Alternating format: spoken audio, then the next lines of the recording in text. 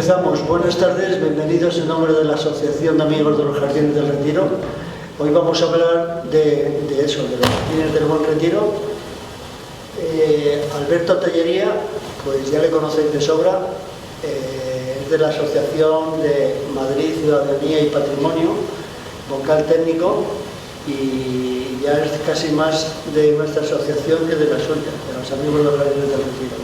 Después, en segundo lugar, intervendré yo un ratito para no sé, comentaros las mejoras que pensamos que debe tener pues este lugar que, como sabéis, desde el 2022 pues es patrimonio de la humanidad, que no se nos olvide y se lo recordemos a nuestros dirigentes de que esto, por voluntad propia del Ayuntamiento, solicitó a la UNESCO que fuese patrimonio mundial, y así lo es. Pues cuando quieras, Alberto. Bueno, buenas tardes a todos, muchas gracias por venir, gracias a la Asociación de No por invitarme a una de estas conferencias. La verdad es que esta conferencia me dijeron que tenía un motivo, realmente su motivo es una fecha efeméride, es un poco rara, pero se cumplen realmente 390 años de la inauguración del Palacio del Buen Retiro. Las fechas de inauguración fueron el 5 y 6 de diciembre de 1633. Hace ahora ya 3 o 390 años. Y esto pues hace que sea uno de los parques más antiguos de Europa, pero también es de los más singulares porque quizá el Retiro, frente a otros jardines como Versalles o como el Bois de Boulogne, o muchos jardines europeos que se han conservado, la Vila d'Este, cosas de estas, el Retiro no, el Retiro es un parque que ha sufrido muchas transformaciones. De hecho, es un parque que no se concluyó en un principio porque Madrid no tenía mucho agua y aunque el recinto del Retiro se estableció, las zonas ajardinadas eran mínimas comparadas con la mayor parte del Retiro. El Retiro era un terreno en el que solo había pequeños jardines distribuidos por él a los que asistían los reyes, por los que circulaban, pero la mayor parte del territorio estaba desocupado. Entonces, claro, que podemos decir, realmente es un jardín tan antiguo, un jardín que no existía hace 390 años como tal. Y la verdad es que sí, podemos decir que sí, porque en realidad no es el arbolado, no son los jardines los que hacen que un jardín sea histórico. Lo que hace un jardín histórico es las trazas. De hecho, la propia ley establece que un jardín, aunque no conserve ni un solo árbol, con que tenga las tapias y las trazas, se considera que es un jardín histórico. La razón es lógica. Versalles nunca se ha destruido, pero Versalles no conserva un solo árbol original de tiempos de Luis XIV. Son 3 veces ya las que se ha talado entero el parque por envejecimiento de la vegetación, y cada 100 años más o menos hay que talarlo entero y volverlo a plantar. Con lo cual los parques nunca, las plantas se renuevan por temporada, los árboles mueren y son sustituidos. Por lo tanto, un parque no consiste, espera un solo toque. Voy a quitar un parque en realidad es eso, es las trazas, y en ese caso sí podemos hablar de que el Retiro tiene mucha importancia a las trazas. Vamos a ir viendo el recorrido del Retiro, toda su historia hasta nuestros días para celebrar este 330 aniversario, y vamos a ver también algunos de los problemas, y uno de los problemas precisamente en la parte de jardinería que afecta al Retiro. Los orígenes, pues bueno, están claros. O sea, el Renacimiento supone el descubrimiento a través de textos y a través también de algunas ruinas de las villas clásicas. Y de repente las ciudades del Renacimiento se están volviendo ciudades muy grandes, y en Florencia comienza a surgir la idea de hacer villas suburbanas, villas buenas. La gente tiene, en la ciudad se hace el negocio, la negación del ocio, y en la villa está el ocio.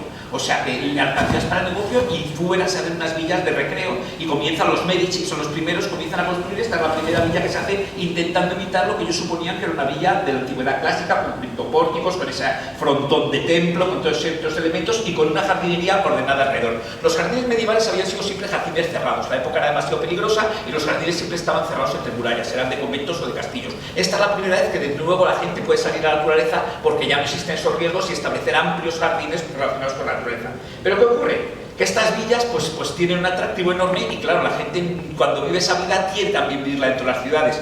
Un segundo ejemplo de esta jardinería que surge en ese momento es esto. Estos son los jardines del Belvedere del Vaticano. Bramante está construyendo la Basílica del Vaticano, el actual San Pedro, y también está haciendo este Palacio del Vaticano, en el que va a hacer estos jardines que son muy importantes porque establecen este modelo de jardín escalonado. Ven ustedes que hay un jardín en la parte de arriba, un jardín segundo con escalinatas que los van relacionando, y en la parte de abajo había un escenario para fiestas. La ciudad va a tener un jardín distinto. La ciudad, el jardín es cortesano y va a incluir fiestas, va a incluir espacios para que la corte pueda celebrar sus ceremonias, pueda celebrar sus fiestas de toros en España, pueda celebrar justas, torneos de caballeros, todo este tipo de cosas, y esto va a hacer que pronto surjan cerca de las ciudades, muy cerca, pues un tipo de palacio con jardín. Y este es el mejor ejemplo que más se parecería al concepto, no en la traza ni nada, pero es al concepto del Retiro, que es el Palacio Pitti, a las afueras de las murallas de Florencia. Se construyen los Medici, compran el Palacio Pitti, lo amplían enormemente y le dotan de los jardines de Bobbio, unos jardines gigantescos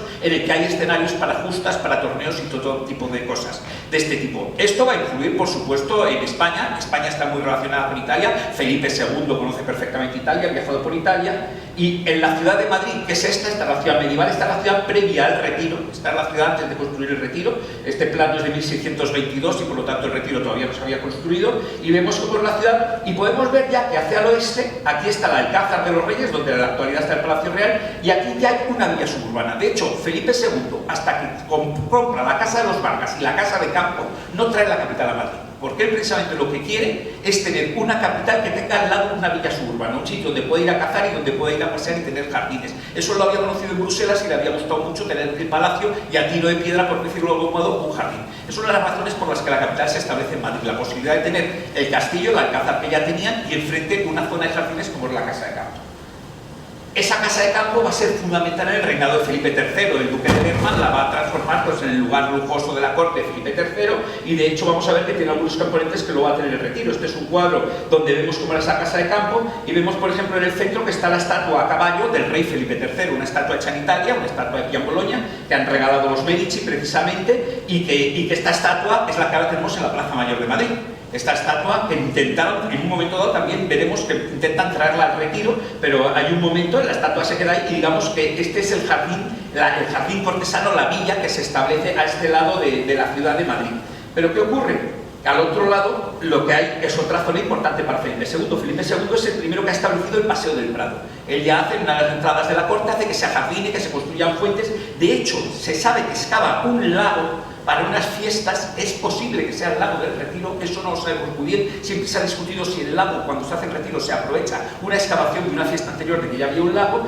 Y está el monasterio de San Jerónimo el Real. El monasterio de San Jerónimo el Real es un monasterio de la Orden de los Jerónimos, es una orden que solo existe en España y está ligada a Casa Real, es la orden que también va a tener el Escorial. Y este monasterio de San Jerónimo, que se ha trasladado aquí en tiempos de los Reyes Católicos, es muy importante porque donde celebran las juras de los príncipes de Asturias, donde celebran bodas reales, ceremonias reales, y los reyes también lo van a usar para celebrar el retiro de Semana Santa. Por eso tenemos el nombre del Retiro. En realidad era el cuarto real donde se retiraban los reyes en Semana Santa. Y vamos viendo aquí la evolución. Felipe II hace construir este cuarto, porque los reyes se retiran, durante la Semana Santa no hay festejos, no hay nada. Aquí, después en 1632 se va a hacer estas ampliaciones, en 1633, pero esto ya es en el reinado de Felipe IV. El conde duque Olivares, muy ambicioso, decide que no quiere que el rey gobierne. Él va a ser el valido, igual que el duque de Lerma, que ha sido el valido del Felipe III. Y el mejor modo de entretener al rey es construir un palacio de delicias donde pueda estar siempre en festejos, en obras de teatro, disfrutando y por lo tanto le deje las riendas del gobierno al conde duque Olivares. Y entonces van a construir esto, el gigantesco Palacio del Retiro. Fíjense ustedes que lo que tenemos abajo es San Jerónimo Real. Cómo crece este pequeño cuarto, que es este trozo, cómo se amplía y se construye esta gran plaza para fiestas. Este es el Salón de Reinos, esto es lo que luego fue el Museo de Ejército y que ahora va a ser parte del Museo del Prado. Esto es el casón de baile, la que este se conserva todavía, el casón. Y esta plaza se hace para fiestas. ¿Qué ocurre? Descubren que se les ha quedado pequeña, a pesar de su gigantismo, y hacen una segunda plaza, que es este otro edificio que hay aquí encima, esto que vemos aquí encima, lo ven ahí. Esta es la segunda plaza que construyen para las fiestas. Este va a ser el Retiro de los Austrias y este es el que se inaugura precisamente el 5 y 6 de diciembre de 1633 con un tiempo horrible, lloviendo a cántaros, se hacen las fiestas, el palco real hay que ponerle cristales, hay un texto en la época que dicen el rey estaba como un relicario, el rey estaba intentando protegerse de la lluvia y del frío, porque era diciembre y hacía espantoso, pero celebran las fiestas de inauguración y este es el palacio que va a dar origen a los jardines, porque el palacio no es solo un palacio, el palacio que es este va a tener su casa de fieras y va a tener este jardín, que aunque aquí nos parece inmenso en este grabado, dense cuenta que este es el lago. En realidad es solo el jardín que hay entre Alfonso XII, entre Alfonso XII y el lago. Es lo único que está jardinado. Todo lo demás todavía es un terreno abierto, pero eso sí, en este cuadro lo vemos más claramente, el grabado reproduce este mismo cuadro, vemos esa primera plaza, esa segunda plaza que se ha hecho más amplia, este es el Paseo del Prado, vemos esto es la arboleda del Paseo del Prado, aquí es lo que se va a construir todo el barrio de los Jerónimos va a estar aquí, y este es el jardín que va a tener unas ermitas, y ahí vemos al fondo el lago. En realidad el Retiro casi nada está jardinado, sino solo el trozo, digamos, más cercano al palacio. Lo vemos de todas formas con respecto a la escala de Madrid. Fíjense, esto es Madrid, este territorio, este es lo que sería el Palacio Real, el Alcázar, este es el Parque de Alcázar, la Casa de Campo a un lado, y fíjense qué tamaño tiene el Retiro. El Retiro es un parque gigantesco al otro lado de la ciudad. Este es el Retiro. Por eso digo que, claro, cuando hablamos de un jardín que tiene 390 años, pues si miramos este plano decimos, hombre, pues buena parte no estaba jardinado, porque aquí vemos que no estaba jardinado. Pero sí aquí ha sucedido una cosa muy importante. Se han construido una serie de elementos que son claves para que el Retiro haya llegado a nuestros días y podamos decir que es el mismo parque. Esto lo vemos aquí claramente. Tenemos el lago que se conserva tal cual. Pero si pasamos al plano siguiente, estos elementos son clave para el desarrollo del Retiro. Uno, el lago, que se conserva tal cual. Los he marcado en color rosa, el lago. El estanque ochavado de las Campanillas, que también se conserva tal cual. Este pequeño lago que aquí ven ustedes, que es uno de los dos del parterre y que va a establecer cómo va a ser el parterre. Luego veremos cómo se traza el parterre a través de este dibujo. Y sobre todo una serie de ejes. Este eje nos va a llevar, en la actualidad nos lleva desde el Ángel Caído hasta la Puerta de Hernani. Y ya en esta época había una puerta verde que era la puerta que salía a la calle de Alcalá, entonces la carretera de Alcalá, el camino de Alcalá, y esa puerta todavía está donde está la Puerta de Hernani. Tenemos todos los ejes que van a marcar el lago y tenemos sobre todo este eje que va a establecer el lago, porque el lago tenía una ría que hacía este recorrido y llevaba hasta la ermita de San Antonio, que es donde luego se construyó la fábrica porcelana, que es más o menos donde está la Rosaleda y el monumento al Ángel Caído. ¿Qué ocurre? Que para hacer estos caminos, el Retiro era un hoyo, el Retiro tenía mucha pendiente, entonces los hacen nivelando el terreno, rellenando. Por eso cuando vamos, por ejemplo, hacia el Ángel Caído, vemos que el jardín a un lado y al otro están hundidos. Y cuando vamos por el paseo de coches, también nos encontramos con que el campo grande, donde está el Palacio de Cristal y el Palacio de Velázquez, está en un hoyo. Para hacer este nivel horizontal que necesitaba el agua, para hacer que estos paseos pueden ser corridos por carroza con cierta comodidad, se hacen niveles. Eso hace que a pesar de las sucesivas reformas y destrucciones, esos caminos van a permanecer hasta estos días y van a marcar los ejes claves para el desarrollo futuro del Retiro. Por eso digo que sí podemos celebrar, a pesar de que el Retiro, por ejemplo, los franceses lo destruyeron en su totalidad, sí podemos celebrar el 390 aniversario porque una serie de elementos claves, las trazas y el límite de la cerca, porque esto es el otro límite, tenemos toda la tapia, la calle de Alcalá y toda la tapia hacia Méndez Pelayo, esos límites del Retiro se van a mantener hasta nuestros días. De hecho, la propiedad se mantiene prácticamente entera, excepto lo que supuso la pérdida del tramo del barrio de los Jerónimos. Y bueno, vamos a ver viendo estos elementos. El lago, por supuesto, es un elemento fundamental. El elemento lo vemos con una isla en el centro y con un barco navegando. Es cierto que había un barco, la ría se navegaba y tenía incluso unas atarazanas para construir barcos. El Retiro se formaba por pequeños jardines. Estos son ermitas que cada una tenía sus jardines. Este es el palacio, ese es el casón. Y entonces este es uno de los elementos pues, claves del Retiro que conservamos hasta nuestros días. Bien, es cierto que la imagen es muy diferente a esta que vemos aquí, pero el lago es el mismo, la misma superficie y el mismo volumen. El lago es fundamental porque el lago está en lo más alto y es el que va a suministrar agua a todo el parque. El lago no es solo de recreo, sino que precisamente está puesto en la parte alta porque hay con medio de norias, estos edificios que vemos alrededor, en las esquinas había 4 norias que suministraban agua. Los otros edificios son muy curiosos, son pesquerías, era para pescar a cubierto, el rey se ponía y allí podían pescar los cortesanos, desde esos edificios pescaban en el lago. Hay que tener en cuenta que en aquella época el pescado llegaba difícilmente a Madrid, el transporte era mucho tiempo y llegaban salazones, pero rara vez podía llegar pescado fresco. Tener pesquerías aquí, como las tenían igual en los lagos de la Casa de Campo, era un modo de tener pescado fresco a la corte, con lo cual el rey podía comer pescado directamente en sus lagos. Entonces el lago más o menos son los elementos claves que se conservan hasta nuestros días. El estanque de los chinescos también lo hemos dicho, está muy cambiado el interior, pero el estanque de los chinescos, el estanque ochavado, también está conservado en nuestros días. Vemos además una serie de elementos interesantes que son estos trellas, estas túneles de verdor. En el Retiro se usó mucho, es un parque, a diferencia de los parques europeos, aquí hace mucho calor y mucho sol, y entonces había que tener paseos a cubierto. Y estos son elementos recuperables. Y por supuesto el Retiro se adorna con piezas excepcionales. Por ejemplo, aquí vemos en el cuadro anterior que hemos visto, si nos fijamos, vemos aquí una estatua. Pues esa estatua la reconocemos perfectamente. Es el Carlos V venciendo el furor, que está en la actualidad del Museo del Prado, que tiene, no solo es una obra maestra de la cultura renacentista, sino que os lo he enseñado, porque esto poca gente lo ve. Esa estatua es desvestible, es desmontable, la armadura se desmonta y está el emperador representado desnudo. Es la misma estatua, a veces si van al Prado, a veces está vestida y a veces está desnuda. Es una pena porque en España hay varias réplicas de la figura vestida, la tenemos en la Casa de Toledo, la tenemos en el Palacio Real aparte, y sin embargo no hay réplicas de la estatua desnuda, que hace que mucha gente nunca vea la estatua desnuda. Yo siempre he pensado que un modo de que esta estatua volviese al Retiro sería hacer una réplica de la estatua desnuda para que cualquiera pueda verla vestida en el Palacio Real siempre, desnuda en el Retiro, y en el Prado a veces de un modo y a veces de otro, pero que pueda ver las dos versiones de la escultura. esta escultura se va a unir otra estatua. Hemos visto que en la casa de campo el duque de Lerma, el valido de Felipe III, había hecho que los Medici regalasen una estatua de Felipe III a caballo, que es la que está en la Plaza Mayor. Pues el duque de Olivares no quiere ser menos. Él quiere que los Medici de nuevo regalen una nueva estatua. Se les pedía el regalo, no era un regalo. Se les decía, queremos que nos regaléis, y como somos los reyes de España y eso es el ducado de Toscana y depende del rey de España, nos regalaréis lo que queramos. Entonces, no solo se pone, sino que dice, y además como quiero superar la estatua que hay de Felipe III, quiero que vaya en corbeta, apoyada solo en las dos patitas de atrás. Eso, claro, cuando llega la orden, que llega además de este modo, envían dos cuadros, envían este en Velázquez, ¿lo han visto ustedes en el Prado? Pues no, este no lo han visto ustedes en el Prado porque este está en Florencia. Envían una copia, hacen que Velázquez pinte una copia de Felipe IV Caballo para decir, queremos que la estatua tenga este aspecto. Y el otro también lo envían a Florencia. Es una copia del Rubens, que es el primero que ha hecho al rey representado así, y hace que también haya con la cabeza pintada en España, y tal, es una copia del mazo. El Rubens original se quemó con el Alcázar, pero tenemos, gracias a Dios, esta copia en Florencia, para que dicen cómo querían que fuese el caballo.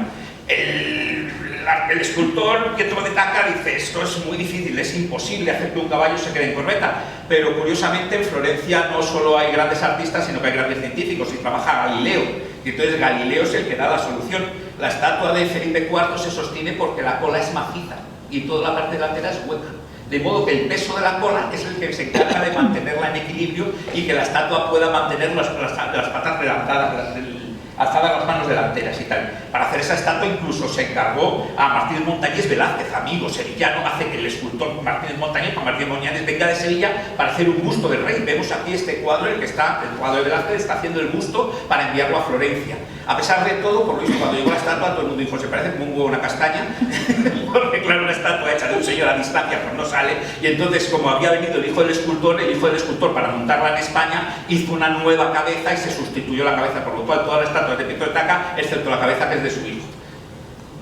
La estatua se coloca, en efecto, en uno de los patios ajardinados del Retiro, porque ya les digo, es un jardín de jardines, entonces en uno de los patios del palacio se va a colocar esta estatua a caballo, que incluso tenemos este dibujo fascinante, este es un dibujo de 1668, y vean dónde aparece el caballito, asomando sobre este retiro recién plantado con esta vegetación todavía tan baja, y vemos cómo aparece el rey como cabalgando sobre un montón de arbolitos, sobre un montón de nubes, aparece la estatua del rey que estaba ahí en el retiro.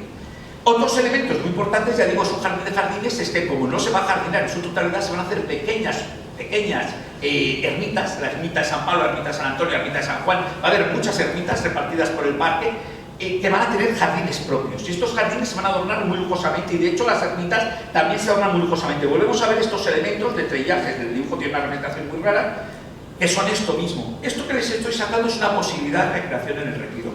Yo en esta charla quiero que sea reivindicativa de que el Retiro, que es un jardín donde están expresados prácticamente toda la historia de la jardinería, es una pena que la hayamos perdido.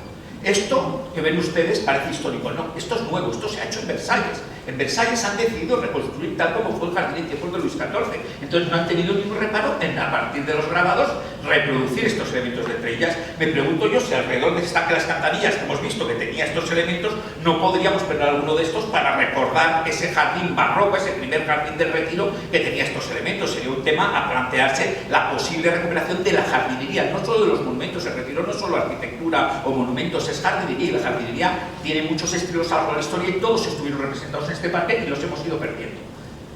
La ermita, como ven ustedes, tenía lujosas decoraciones pintadas, lo hemos visto en el grabado anterior, e incluso el interior, pues la ermita no existe, pero se conservan estos cuadros que se pueden imaginar el lujo de esas ermitas donde se celebraban bailes y fiestas. O sea, que eran unas ermitas, tenían una parte religiosa cuando había festividades religiosas, pero luego tenían otra de parte de recreo en el uso de diario.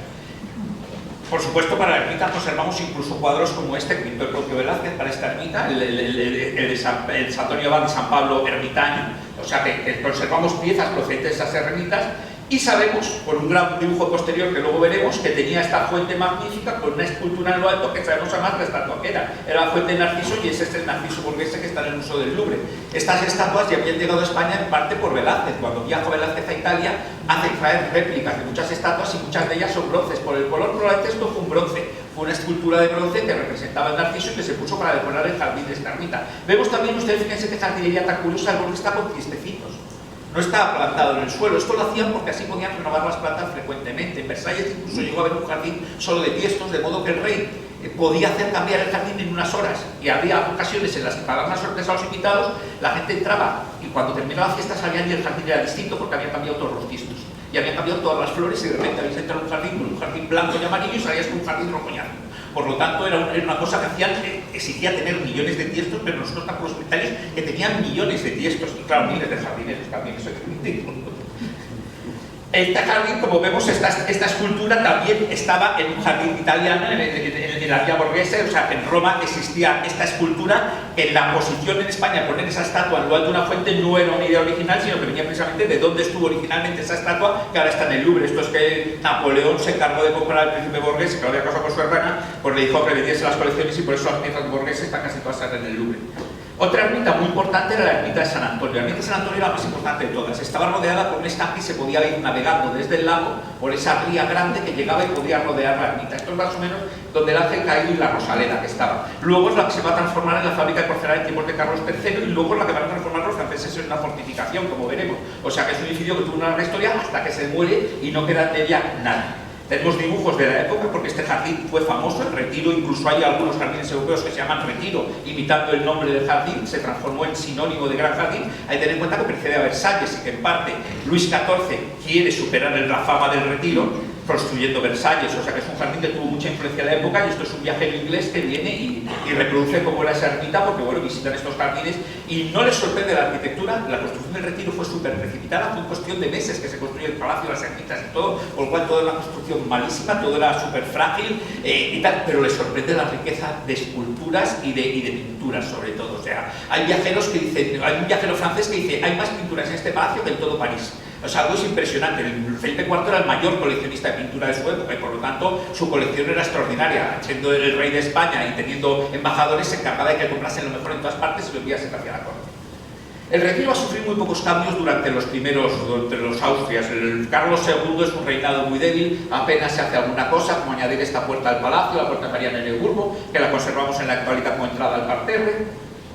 O esto que es más interesante, la leonera. Esa leonera pegada al palacio en un momento dado parece que se queda pequeña y deciden construir una leonera aparte, una leonera que está en la maqueta de 1830 todavía, es este edificio octogonal que asoma en un cuadro de Jory, y lo vemos como asoma por aquí, y que era este edificio muy curioso. Aquí ya estaba transformado en oficina, pero sabemos que el edificio lo tenía un nivel inferior de fieras, un nivel superior de aves y un nivel más alto todavía para los visitantes. Entonces era un sitio desde el que podía ver desde lo alto los animales, podía recorrerlo por abajo viendo directamente las jaulas, pero también servía como una especie de plaza de toros en la que podías hacer la lucha de un oso con un león o de un toro con un oso. De repente tú soltabas a dos bichos y desde esos pisos superiores podían ver cómo los animales luchaban. Era una cosa que no nos puede parecer muy bárbara, pero que en realidad pues corresponde con una época en la que incluso se hacían justas entre personas, y si alguien moría en una justa, pues se le va a hacer gajes del oficio. O sea que no era algo sorprendente que hiciesen estas cosas. Esta leonera se conserva y luego veremos cuando se pierde en el reinado de Isabel II. Total, que llegamos a la siguiente etapa, la siguiente de los primeros Borbones. Los Borbones llegan al Retiro, a Madrid. Imaginemos, Felipe V es nieto de Luis XIV y se ha criado en Versalles, un jardín muchísimo más grande, mucho más verde y mucho más suntuoso que el Retiro, que se haya construido posteriormente. Luis XIV invierte verdaderas fortunas en su parque, y además allí, al contrario que en Madrid, mientras aquí tenemos un problema de falta de agua, allí tiene un problema de exceso de agua. Tiene que crear tantos canales y tantos estanques para desecar el terreno, porque es un pantano, es un sitio con una abundancia de agua tan espantosa que lo que hay que hacer es lograr desecarlo para construir el jardín. Es lo que hace también que tenga una vegetación tan acelerada y que muera tan rápidamente la vegetación de Versalles. Los Borbones llegan y claro, pues se encuentran con esto y deciden que hay que hacer algo, que el jardín pues no es adecuado, el rey está alojado en el Alcázar, un palacio viejo, el palacio del Retiro tampoco les convence, no tiene grandeza, eso es consciente incluso desde que se construyó, no tenía fachada. Todo el mundo decía, pero este palacio no tiene fachada, era suntuoso por el interior, y entonces comienzan los proyectos, hay muchos. Yo les he traído solo los proyectos para transformarlo en un parque más a la francesa. Este proyecto es muy interesante porque lo que planteaba era transformar esos patios, conservar el grueso del palacio, pero transformar esos antepatios en cours d'honneur a la francesa, con los servicios, no sé qué, entrarían desde la calle de Alcalá y llegaban y aquí giraban. Este es el casón, este es el coliseo, el teatro, este es el jardín del caballo donde estaba la estatua de Felipe IV que les decía, y lo que plantea es hacer una nueva fachada y enfrente de la fachada un parterre. De todo esto no se va a hacer nada más que ese parterre. Ahí viene el parterre del retiro. Es Felipe V en el que con René Carrier, que ha venido de Francia como ayudante de Robert de Cot, luego va a traer también a su hijo a trabajar a España, pero René Carrier, que ha venido aquí y ha levantado estos planos, es el que va a trazar el parterre. Y el parterre, van a ver qué curioso, porque aquí les he hecho la representación de cómo se traza ese parterre a partir de lo existente. Tenemos el casón. Por lo tanto, para hacer un eje perpendicular, que es la sala principal, porque es el salón de baile, se va a establecer un eje de frente, eso está claro. ¿Qué ocurre? Que ya hay un estanque. Entonces, si establecemos un camino, un ancho hasta ese estanque, lo duplicamos por simetría al otro lado. Ya tenemos el ancho del camino. Pero como el estanque queremos que quede en el trozo del centro del jardín, lo que hacemos es esta raya ponerla igual simétrica al otro lado. Por lo cual, de repente ya tenemos trazada toda la anchura del jardín a partir de ese estanque existente que se va a duplicar por simetría al otro lado para lograr esa simetría que ha costado a los franceses, y ya simplemente lo que van a definir es la anchura de los caminos laterales, forzada también por la presencia del coliseo, y sobre todo la profundidad. Aquí lo único que había que decidir era hasta dónde iba a llegar el parterre de fondo, pero eso también estaba limitado por la pendiente del terreno. No convenía hacerlo que estas rampas, que no son las rampas de subida actuales, fuesen demasiado largas. Por lo tanto, el parterre digamos que se puede establecer a partir de las trazas originales del retiro. Ahí vemos de nuevo lo que pesan las trazas. El simple hecho de que existiese un estanque y el casón hace que el parterre tenga que tener ciertas dimensiones y cierta forma. Por lo tanto, vemos cómo esas trazas del retiro van a perpetuarse siempre a través de las sucesivas reformas. Es el momento quizá más glorioso del retiro, el reinado de Felipe V, porque el Alcázar se quema en 1734 y el rey hace construir el nuevo Palacio Real, pero el Palacio Real es muy grande y no se puede inaugurar hasta 1764, que ya entra a vivir Carlos III. Carlos III, o sea, ni Felipe V ni Fernando VI llegan a vivir en el Palacio Real, es Carlos III. Hasta entonces los reyes se ven obligados a vivir en el retiro. Por lo tanto, el retiro se transforma en un lugar de fiestas, se construyen nuevas fachadas, se hacen continuas reformas del interior, salones lujosos, todo tipo de elementos, pero en 1764 precisamente ya se inaugura, Carlos III se va del retiro, que no le gustaba nada, todo hay que decirlo, y entonces dice una cosa fundamental: el retiro se va a abrir al público. He traído esta imagen porque es quizá la última fiesta cortesana de que el retiro estuviese cerrado. Es una fiesta, vemos esas arquitecturas efímeras, vemos cómo era el parque, en realidad eran setos recortados al modo de Versalles, setos enormes, y vemos esta arquitectura que se ha construido temporalmente para una fiesta, que luego se desmontará, es madera y escayola, y son las últimas fiestas del retiro. Esta es una de las encrucijadas de los caminos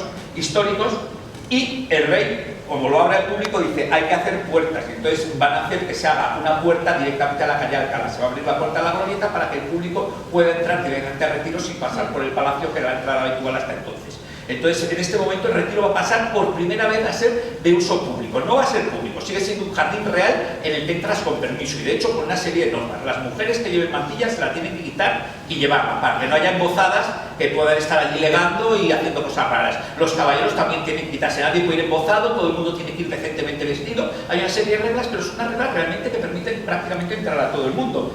Y de hecho el retiro se transforma en un lugar de paseo habitual. Esto es un cuadro posterior de finales ya del siglo XVIII, donde vemos el lago del retiro con los patos y la gente paseando con sus sombrillas, los caballeros. Bueno, pues aquí ya todo el mundo podía entrar en el retiro y se ha transformado, digamos, en el Parque de Madrid, sin serlo todavía oficialmente. Sigue siendo un parque real abierto. Por supuesto va a mantener los elementos. He traído este dibujo porque vemos que las ermitas seguían en pie. Esta es la ermita de San Pablo, ha perdido toda esa decoración pintada que tenía antaño, que les he enseñado. Vean dónde ha acabado la estatua de Carlos V, de repente la tenemos ahora en el centro de esta ermita. O sea, la estatua de Carlos V estuvo ligada al retiro durante muchísimo tiempo, esa estatua. Esta es la fuente de Narciso que les he enseñado antes. Vean dónde está la estatua. Todos estos dibujos son de finales del siglo XVIII. Vean dónde estaba la estatua de Felipe IV, la estatua de Felipe IV a caballo, una estatua ligada y creada por eso para el retiro. Este es el casón, el único elemento de esto que se va a conservar en esta imagen, porque luego al otro lado va a quedar parte de este palacio, pero toda esta parte ha sido derribada. Y vemos incluso, fíjense, que es muy curioso en este cuadro, donde hay una serie de esculturas, que algunas se conservan todavía en el Museo del Prado. Vemos de nuevo la gente paseando, fíjense aquí, pues nada, hay público popular y público de lujo, digamos, y vean dónde asoma de nuevo el caballo de Felipe IV. Estamos en el borde de las tapias del jardín, y aquí asoma el caballo, nos permite situarnos un poco en ese jardín, siempre muy cercano al lago y al palacio, porque el retiro todavía no se ha extendido para ocupar todo su territorio. En el retiro, ¿qué va a ocurrir entonces? Que los reyes lo van a transformar en Carlos IV, ya no es que Carlos III ya lo considera Palacio Real, y va a hacer una serie de reformas alrededor. La primera reforma, abrir el Paseo del Prado. He traído esta imagen porque el Paseo del Prado lo va a transformar en un paseo del Salón del Prado, un salón de lujo, mucho más elegante, en el que van a construir las fuentes de Cibeles, de Apolo y Neptuno. Y he traído esta imagen porque está la de la alcachofa, que es de esta fuente la que ha llegado al Retiro. Vemos como una fuente de este paseo ha terminado estando en el Retiro. No solo va a hacer esto, va a hacer el jardín botánico. De repente el Retiro va a ser un lugar de ciencia. Todo el Paseo del Prado, el rey decide que esta va a ser un recorrido científico. Va a tener el jardín botánico. Este es el primer proyecto, el Sabatini. Luego se va a construir las nuevas distribuciones de Villanueva, pero este es el primer diseño para el jardín botánico que va a construir también Carlos III. El Museo del Prado, que pensemos, no era un museo de ciencias naturales. El rey había comprado a un criollo, a un americano, le había comprado una inmensa colección que estaba en este momento en la Academia de San Fernando. La Academia de San Fernando, a la parte de abajo era la Academia de Bellas Artes y arriba estaba una Academia de Ciencias. Y el rey ha hecho allí hacer una gran colección. Esa colección no está expuesta en las mejores condiciones cuando es una colección única en el mundo. Piensen que, por ejemplo, el primer esqueleto de mastodonte que se conoció vino de América, de Uruguay, y lo tenían los reyes de España. Eso causó sensación de repente descubrir un animal antediluviano, porque en aquella época se creía que había un diluvio universal, y esos animales, si no existían ya, es porque murieron en el diluvio, porque no los montó en su arca. De ahí viene la palabra antediluviano, lógico. Pues entonces tener esos animales a fundamentales, y el rey decide construir este gran gabinete, este centro de ciencias, porque va a ser una academia de ciencias colosal, que como nunca se termina, porque con la invasión francesa, antes de que se termine, acaba siendo el Museo del Prado, se acaba transformando en un museo de pinturas, pero formaba parte de esto, y por eso está enfrente. De hecho, vemos este dibujo que está en la puerta del jardín botánico. Está perfectamente alineado porque tenía una relación con el botánico. Y, por supuesto, el observatorio astronómico, otra pieza fundamental de la ciencia que también va a estar en el Retiro. El rey va a aprovechar ese terreno inmenso que tiene para crear una acrópolis de las ciencias. O sea, va a estar lleno de instituciones científicas de primer orden. Esto, fíjense ustedes, porque esto lo habrán conocido, el edificio sigue en pie, y esto no lo han conocido ustedes. Estas escaletas de Juan de Villanueva, que es la entrada por unas escaleras superiores. Pues esto está, solo que está enterrado. Tenemos enterrado una pieza de Juan de Villanueva, es como si tuviésemos emparedado un Velázquez.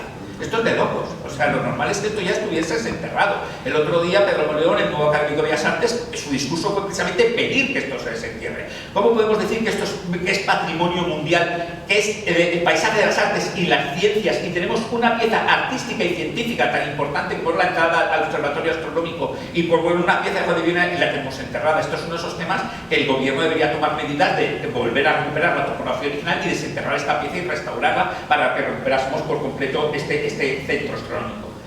La otra parte importante también, fíjense que estamos hablando, esto se ha hecho en el sur y en el oeste, porque se ha hecho el plano en el oeste, toda esta zona se ha hecho al sur, y ahora resulta que al norte el rey también va a intervenir. ¿Cómo va a intervenir? Construyendo la Puerta de Alcalá. No solo la Puerta de Alcalá, el paseo que va a llevar a la Puerta de Alcalá. Eso obliga por primera vez a hacer un recorte en el Retiro. El Retiro está en la tapia original, y resulta que cuando se construye la puerta, en una nueva exposición, claro, no se ve. Si tú vienes por la calle de Alcalá, solo es una esquina, no era una posición airosa para un arco de triunfo como este. Y entonces se recorta el Retiro, se cambia la posición de las tapias, el rey cede esos terrenos para que se haga el nuevo paseo y se pueda tener una vista directa. Ven ustedes la raya del eje que se da de frente a la Puerta de Alcalá cuando te acercas. Ahí, por supuesto, con el tiempo va a hacer Juan de Villanueva una casa de aves también para el rey, porque el Retiro sigue teniendo su leonera, sus casas de aves y todos estos elementos que el Retiro vive sus últimos tiempos de esplendor con el antiguo régimen y con los Borbones, con cosas como esta. Este es un dibujo muy tosco, pero vemos que es el parterre del Retiro. Ahí está el Palacio del Retiro, una representación lo más de pintoresca. Este se supone que es el Coliseo, este es el Casón. Vemos los estanques que hemos dicho que establecen la letra, este estanque original, y vemos cómo, pues, por ejemplo, se levantan globos, se hinchan globos. Es el momento en que está llegando la ciencia europea y los franceses han deslumbran al mundo, los Montgolfier, con los globos. Por primera vez alguien se eleva por los aires como las aves, una cosa que tiene capacidad para llevar a una persona. En España los primeros experimentos los hace Agustín de Betancourt y bueno, en el Retiro se van a inflar globos que luego acababan cayendo donde dio por esa gente. Esa gente acababa luego en un pueblo y los utilizaban para apedrear. La gente decía, ¿qué es esto? El demonio que viene del cielo. Entonces no tenía sus problemas. Este dibujo lo he traído porque esto es de la última vez que tenemos estas estatuas representadas juntas en el Retiro. Esto es de un ala de 1808, imagínense, es el año de la invasión francesa. Es una publicación, una guía de Madrid publicada en Inglaterra, donde aparece una doble página en la que están representados todavía la estatua de Felipe IV en el Buen Retiro y estatua de Carlos V en el Buen Retiro. El Carlos V se nos va a ir inmediatamente, porque el 2 de mayo comienza, no la invasión francesa, la invasión ha comenzado antes, pero comienza el levantamiento popular, que tiene uno de sus grandes escenarios precisamente en el Retiro. El Paseo del Prado es un lugar donde se produce una enorme matanza, los franceses cargan, No solo la carga de los mamelucos en la Puerta del Sol, el otro gran sitio donde hubo matanza fue aquí, en el Paseo del Prado. Siempre pensamos en la montaña del Príncipe Pío, y ahí lo que se hicieron fueron los fusilamientos, ahí no pasó nada durante el día. Fue por la noche, cuando la gente que habían detenido hicieron una saca al buen tuntún, y los llevaron a fusilarlos para dar un escarmiento.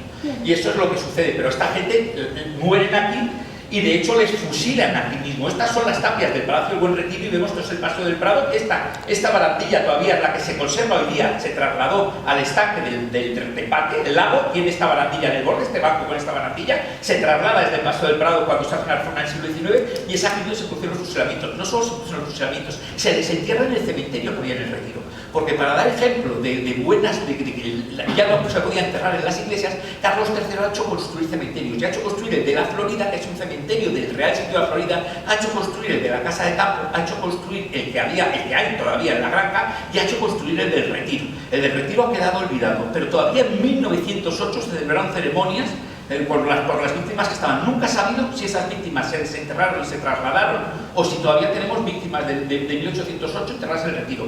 En el Paseo del Prado hay un cementerio. Cuando ustedes ven el obelisco, eso es un cementerio. Ese obelisco está marcando el sitio en el que se enterraron a las víctimas de esta matanza de los franceses. Y por eso luego se pusieron ahí a David y Velarte, que están sus sepulcros, o sea, están enterrados ahí. Eso es un cementerio. Y en el Retiro hubo otro cementerio, lo que no sé si en algún momento dado ese cementerio, ya digo, hasta 1908 estuvo en uso. Y esto es lo que hacen los franceses con el Retiro. Toda esa historia que hemos contado de los jardines que se hacen, que se reforman y tal, los franceses hacen esto. Esto es lo que hemos visto de la ermita de San Antonio, que había sido luego construida, transformada en una fábrica, otra instalación entre la ciencia y la industria por Carlos III, la fábrica de porcelana de la China, la fábrica de porcelana de Madrid. Y fíjense, este es el lago, y los franceses construyen esta gigantesca fortificación. Debía ser terraplenes de tierra, eso sí, yo no me puedo creer que en tan poco tiempo hiciese una fortificación tan colosal. Esto debe ser más impresionante en el plano que en la realidad, porque si no habría huella. Y destruyen prácticamente los jardines, solo queda un trocito que da la calle de Alcalá, pero fíjense el parterre como lo representan aquí, casi como borrado. Todos sus jardines, este es el estanque chavado, o sea, todo queda la ría, la secan, el recorrido este del lago que venía hasta aquí, vean dónde venía el lago, la secan, y sí tenemos que, claro, vemos que eso estaba al final, pues en efecto, que está más o menos el ángel caído. Los franceses se van a cargar por completo el Retiro, pero ya les digo, el Retiro se va a recuperar porque conserva las trazas. Seguimos teniendo el lago y seguimos teniendo los ejes de los paseos, porque como se habían hecho modificando la topografía, eso no va a perder. La estatua de Carlos V también la retiran los franceses, Silvestre Pérez la pone en la Plaza Santa Ana, la actual Plaza Santa Ana. Piensen que al rey José Bonaparte le llaman el rey Plazuelas porque hace derribar muchos conventos para abrir plazas en Madrid y hace derribar el convento de Santa Ana, por eso se llama esa plaza así, y en su lugar pues hace trasladar esta estatua para coronar una fuente. Ya nunca va a volver esta estatua al Retiro. Y lo último es que los ingleses cuando llegan queman la fábrica de la China. Siempre se ha dicho que porque hacía competencia a las fábricas inglesas, no hacía competencia a nadie porque los productos de la China eran los mejores del mundo, pero eran tan caros que no los podía comprar más que el rey de España. Pero lo que sí es verdad es que aquí estaba la fortaleza de los franceses y los ingleses lo destruyen todo, con lo cual realmente el Retiro termina absolutamente arrasado. Al terminar la guerra ni siquiera la fortaleza francesa se salva de la destrucción. ¿Qué ocurre? Pues cuando llega Fernando VII, pues se plantea, lo primero hay que reconstruirlo todo, pero no hay presupuesto para nada. España acaba de pasar una guerra, el país está arruinado, todo está hecho un asco y se decide que el Retiro, que es un palacio que el rey ya no usa, pues va a servir más bien de depósito de materiales, es decir, se va a usar los ladrillos y la piedra del Retiro para reparar otros monumentos de otros palacios reales. Entonces se va a ir desmontando y aquí ya vemos en rosa lo que se va a salvar, el casón y el salón de reinos. Y se va a decir que se va a demoler todo el resto se va a demoler. Esto es un plan de 1817, decidiendo lo que se va a tirar del Retiro y lo que se va a quedar. Pero el rey va a reconstruir los jardines, y los va a reconstruir más esplendorosos de lo que fueron en su día. Esto es el casón, esto es lo que se ha salvado, ya no está el palacio, ven ustedes que el palacio estaba aquí, ya no, ha quedado el casón, ha quedado este trozo del salón, ya no está tampoco el teatro, pero van a hacer replantar el parterre de nuevo, con un trazado que quizá no fuese exactamente el original, eso no lo podemos saber. Van a volver a plantar toda la zona más cercana al Retiro, el lago, y se va a plantar, y sobre todo se va a plantar una zona que no había estado realmente muy cuidada hasta entonces. Por los planos de los franceses parece que sí debió tener arbolado, pero no debía ser un gran jardín, que va a ser lo que llaman el reservado. El rey va a hacer construir un embarcadero en ese lado, un embarcadero monumental. He traído estas dos imágenes muy curiosas porque si ven el cuadro es que está hasta el barco en el mismo sitio, pero las imágenes son de 1823 y 1835 y si te das cuenta hay una gran diferencia, y es que aquí aparece la fábrica de porcelana cuando ya la estaban desmontando, pero está todavía el edificio, que nos damos cuenta que es un edificio de una escala colosal, y aquí la vegetación ha crecido. Fíjense que el pintor ha representado muy bien cómo este parque recién plantado, fíjense que aquí los árboles están recién plantados, estos se habían salvado, se ve, fíjense, estos se han hecho enormes y esos ya han crecido algo, y ha crecido toda una pantalla de vegetación al fondo, y ya tenemos de nuevo que se han recreado las norias, y se ha construido la fuente egipcia que todavía conservamos. Es decir, esto nos da muy bien la imagen de cómo se va a construir ese embarcadero y se van a construir esta serie de elementos en el retiro aprovechando los restos existentes. Aquí este plano lo he traído porque en efecto está esa fuente egipcia, está el estampillo chavado que se ha perdido la torrecilla que hay en el centro, pues se va a levantar este elemento que ellos llaman chinesco, y que yo no sé, esto es como yo que sé, de Taras Bulba, es una cosa rarísima, pero bueno, espectacular, y se va a construir por ejemplo la casita del pescador. O sea, son estas cosas, y sabemos que se llegan a construir porque tenemos esta foto. En esta foto ya se había roto la parte superior, un vendaval había roto la parte superior, pero tenemos esta foto del estampillo chavado por ese elemento extrañísimo que además tiene barandillas, es como si se pudiese subir, pero yo no sé por dónde se podía subir aquí, porque como no subiesen con cuerdas, es que no se me ocurre por dónde entrar, no hay escalera. Pero bueno, era una cosa extraña que había en el centro, todo diseñado por González Velázquez, exotismos, la fuente egipcia que les he dicho, que se va a construir y que también le falta en la actualidad el ídolo y que hemos propuesto que se reponga, otros elementos que podría recuperar fácilmente el retiro, una estatua que sabemos cómo era, que de la que hay réplicas todavía, de hecho están las réplicas de las que se hizo la cruz aquí, con lo cual se podría volver a hacer una réplica. La casita del pescador que se conserva. He traído esta imagen porque vemos la relación que tenía con la montaña de los gatos, la montaña artificial que estaba rematada por este edificio, este templete del Tintero. Es un edificio importante que tenía en lo alto, que marcaba mucho a las vistas. De hecho, sabemos que en 1837, cuando se acercan las tropas carlistas, Isabel II y la reina Cristina vienen aquí a ver las tropas, porque están en un sitio alto y están justo en el final de Madrid y pueden ver desde aquí las tropas carlistas cómo se acercan a la ciudad. Se conserva en la actualidad la parte baja, redecorada, pero todo este elemento se ha perdido. Esta es una imagen muy interesante porque siempre se dijo que había una noria, me confirmaron en una conferencia que nunca hubo una noria, y esto es probablemente lo que estaba previsto que fuese ese interior, porque lo que tenemos nosotros es esta bóveda de ladrillo. Este es un dibujo del mismo arquitecto que lo hace, y probablemente él, esto que era un capricho para Fernando VII, pensó en construir un lujoso templo en su interior. Probablemente esto es uno de los bocetos previos para esta idea de la montaña artificial, de construir una montaña con un templo dentro. Nunca se acabó. Y esta es la zona del reservado que el rey va a construir, que va a ser donde va a multiplicar los caprichos. Tenemos un dibujo, fíjense, recién plantado, todavía las plantaciones son muy bajitas. Tenemos ahí un edificio muy curioso, la casa persa. Aquí tenemos de nuevo el templete ese que había en lo alto. O sea, tenemos bastante documentación de cómo eran todos estos elementos perdidos. Esta casa también persa, esto lo ven en Persia y se quedan alucinados, porque yo no sé, es que ni tailandés, es súper raro. Pero bueno, entre gótico y marciano, pero yo lo llamaban persa. La casa persa, fíjense, hasta 1894 llegamos a tener fotos, fue restaurante. Cuando pasa el retiro a ser público, cuando pasa a ser del ayuntamiento, por supuesto estos caprichos, estos jardines se llaman de reservado porque estaban reservados para los reyes. Aquí solo podía entrar Fernando VII y sus invitados.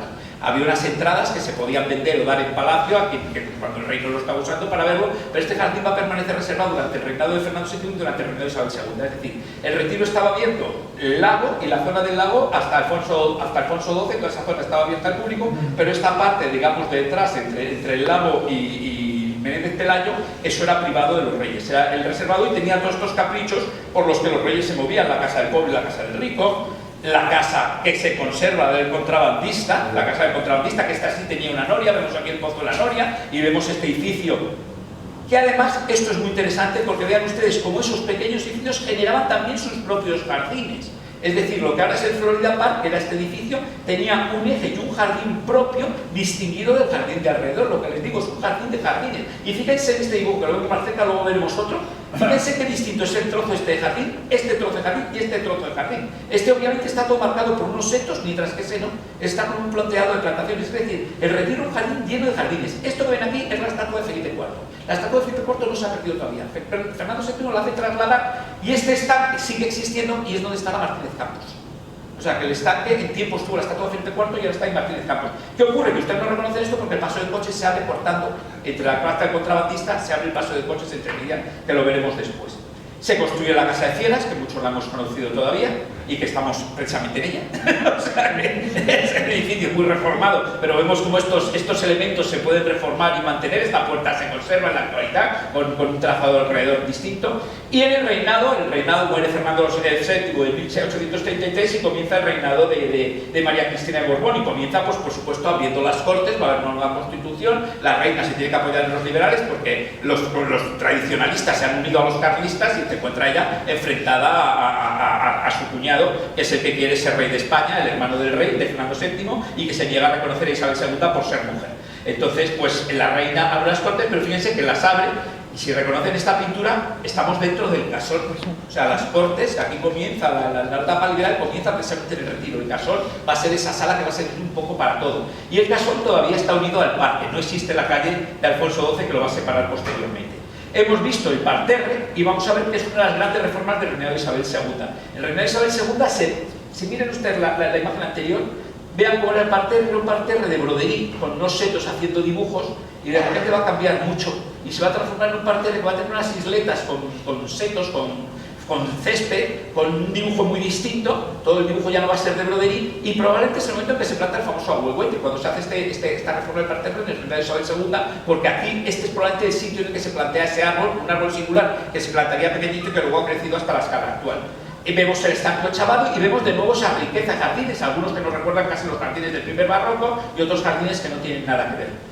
Los reyes van a plantear una gran reforma en el reinado de Isabel II, se va a plantear esta fuente de remate en el parterre, no se va a construir, pero se van a plantear estas escalinatas que plantea el arquitecto palatino Narciso Pascual y Colbert para subir, tampoco se van a construir, y al final sí se va a hacer esto. Esta es la solución que tenemos hoy día, las dos rampas que suben con la fuente central. Y fíjense que se planteaba poner en el centro la estatua de Felipe III, que entonces todavía estaba en la casa de campo, y que la reina al final va a ceder para que la reina la cede, pero sigue siendo posesión real, se coloca en la Plaza Mayor, pero ya no cede la propiedad, cede simplemente la colocación. Es decir, la estatua no se oiría, ya imagino que ya será el municipal a partir de la Revolución de 1868, pero la estatua mantenía en posesión de la reina. Y ahí lo que se va a plantear es que se va a poner en el parterre la estatua de Felipe IV, pero no se pone, pero sí se construye el pedestal. Y el pedestal, lo que sí se va a poner es la estatua de Daoiz y Velarde, porque esto tiene que ver mucho con la política de la época. Si de repente entraban los liberales, había que poner a Daoiz y Velarde, y si entraban los constitucionalistas, pues había que poner a Felipe IV. Al final no se va a quedar ninguna de las dos y tenemos este grabado con el pedestal vacío. O sea, que en un momento dado se llevan las dos, y esa imagen que hemos visto anterior de Daoiz y Velarde no está tomada en el Retiro, sino en la posición en la que se puso, en la calle Carranza. O sea, esto es la calle Carranza, que es donde se coloca precisamente por los liberales, porque es la calle donde ha aparecido el quemadero de la Inquisición, donde la Inquisición mataba, y entonces por eso se llama Carranza, que fue una víctima de la Inquisición, el Carranza Carranza, pues la calle se llama Carranza por eso, y la estatua se va a poner para indicar el superior. Todo está ya muy ligado a la política, curiosamente, en nuestro país, pero el Retiro se va a quedar sin esa estatua hasta que se ponga la de Benavente. O sea, que en un momento dado se lleva el pedestal, y lo que sí nos ha dejado es esta fuente, que la tenemos perfectamente de esa reforma de Isabel II.